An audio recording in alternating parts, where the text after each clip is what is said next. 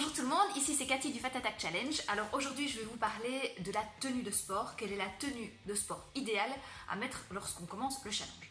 Alors premièrement au niveau de la matière, donc on va éviter le coton parce que le coton en fait ça a un effet éponge et en fait du coup le corps va pas respirer et on risque d'avoir des irritations.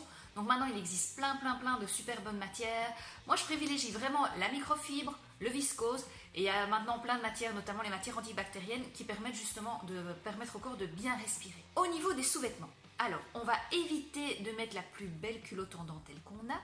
Et on va privilégier les sous-vêtements hyper confortables, donc soit un shorty, soit un string, ou soit une culotte dans laquelle on se sent vraiment à l'aise. Pour les soutiens-gorge, alors moi, personnellement, je n'ai pas de sein, donc ce n'est pas un gros souci pour moi, mais même si on n'a pas de poitrine, il faut quand même être bien soutenu. Donc les filles qui ont un minimum de poitrine, s'il vous plaît, investissez dans un soutien-gorge de sport que vous allez essayer en magasin. N'achetez pas un truc sur internet parce que c'est hyper important. Donc achetez en magasin un bon soutien-gorge de sport parce que ça va permettre de diminuer les mouvements au niveau de la poitrine et les tensions au niveau des ligaments. Pour celles qui ont une plus petite poitrine, vous pouvez mettre une brassière, mais il faut vraiment que ce soit quelque chose de gainant et d'élastique. Alors les chaussures, moi je conseille toujours d'avoir une chaussure d'abord qui est légère et où il y a une très bonne amortie à l'avant et à l'arrière.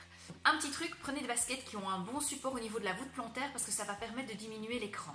Alors aussi au niveau de la pointure, il ne faut vraiment pas que l'orteil vienne buter contre le fond de la basket parce que ça va entraîner des blessures au niveau des orteils, etc. Donc il faut vraiment que ce soit une chaussure dans laquelle vous avez quand même une petite marge de manœuvre.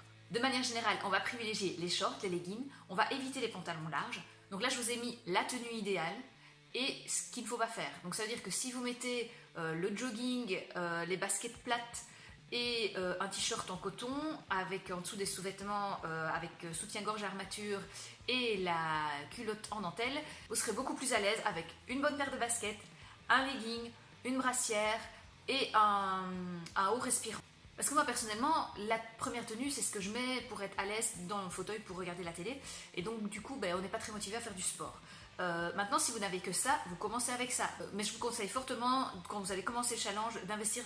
Je veux dire, maintenant il y a des marques qui sont vraiment à prix très abordable. Je pense que pour moins de 20 €, vous pouvez avoir une tenue et au moins dans laquelle vous vous sentez à l'aise et qui va vous permettre justement de bien faire les mouvements et d'être à l'aise et de ne pas vous tracasser de la manière dont vous êtes habillé. Donc en gros, on porte des vêtements qui sont légers, qui sont agréables, mais surtout dans lesquels on se sent super à l'aise. Voilà, j'espère que cette vidéo vous a été utile.